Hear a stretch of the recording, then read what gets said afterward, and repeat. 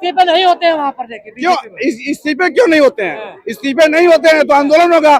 और सुन लीजिए, यदि ऐसी स्थिति रही, जिस तरह प्रधानमंत्री महोदय जी को कृषि कानून वापस लेना पड़ा, ये भी होगा। ये जन सैलाब क्या कह रहा है? ये जन सैलाब ये कह रहा है कि जिस तरह भाजपा ने कृषि कानून वापस लिया था, उसी तरह इन बच्चों का मांग मानी जाएगी और नहीं तो सरकार भी गिर जाएगी। नशा उतरने लगा क्या जनता का, जो हिंदू मुस्लिम का नशा था? देखिए, ये हिंदू मुस्लिम का, जनता का नशा नहीं, ये छात्रों का नशा है, स्टूडेंट का नशा है।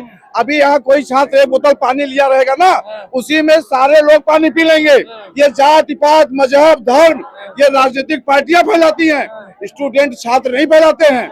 आप जाइए, वोट मुस्लिम जनता पे हम लोग देते हैं, इसलिए देते हैं कि हम लोग इन बच्चों का दोष नहीं है, इन बच्चों का दोष नहीं है। आपके बच्चे भी वैसे हैं, हमारे भी बच्चे। दोष इस समय धर्मेंद्र प्रधान जी का है।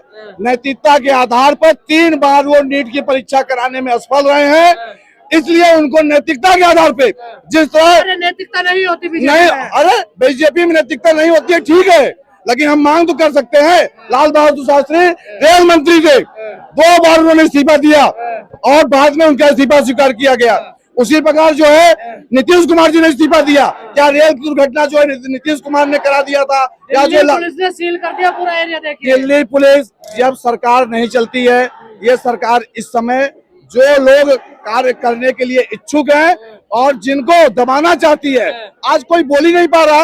लोकतंत्र की कोई गुंजाइश ही नहीं है। हाँ, छात्रों में उत्साह जोश है, ये डटे हैं, लड़ रहे हैं और जीतेंगे भी। मंच पे पहुंच पाएंगे हम लोग? अभी तक केरला भवन पे खड़े हुए हैं, नहीं पहुंच पाएंगे, नहीं पहुंच पाएंगे। कहाँ से आई है भीड़ इतनी? ये भीड़ छात्रों की भीड़ है, कहाँ से आई? क्या ये प्रश्न है आपका? जिसके 20 बच्चे मर गए, जिस परिवारों के दिए बुझ गए, ये जो वामचुक जी ने जो कार्यक्रम किया, भीड़ तो रैलियों में पैसे देकर भी नहीं आती भाई।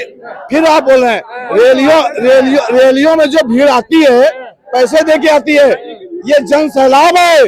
और किसी कानून की तरह देखिएगा, छात्रों की मांग पूरी होगी, चाहे हो सकता है कि इसमें कुछ छात्र शहीद हो। सोनम जी कह रहे हैं मुझसे बात कर लो आके अस्पताल में, मैं हंगर शायद। देखिए, सोनम जी का कहना एकदम उचित है, लेकिन जो इसमें राजनीतिक दल आ रहे हैं, जो चाहे केजरीवाल जी हो, चाहे अखिलेश जी हो, चाहे अन्य दल हो, उनका कोई वजूद नहीं है यहाँ पे।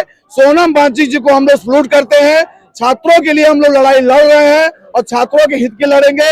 और सोनम जी के लिए भी हम लोग का संकल्प है कि आप ऐसे लड़ते रहिए, जितनी लड़ाई होगी बहुत भीड़ बढ़ेगी। अभी कम है, चारों तरफ से घेर रखा है, चारों तरफ से घिरा है। संसद जाओगे? बिल्कुल जाएंगे, मौका मिलेगा संसद नहीं, और मौका मिल गया संसद के अंदर तक जाएंगे।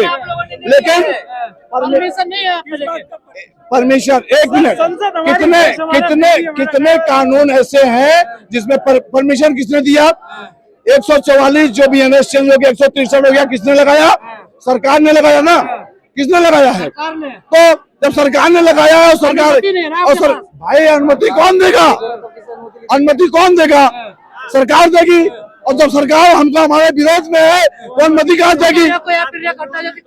ठीक है, 20 बच्चे जो मर गए, जिनके परिवार के पिछले साल मर गए नीट के परीक्षा में, अन्य परीक्षाओं में मर रहे हैं, तो कौन जिम्मेदार है? आज भी मरेंगे। मोदी जी लापरवाह हो रहे हैं क्या? लापरवाह नहीं, आप पूछिए मोदी जी से, ऐसी क्या मजबूरी है कि धर्मेंद्र प्रधान जी को आप बर्खास्त नहीं कर पा रहे हो? क्या मजबूरी है?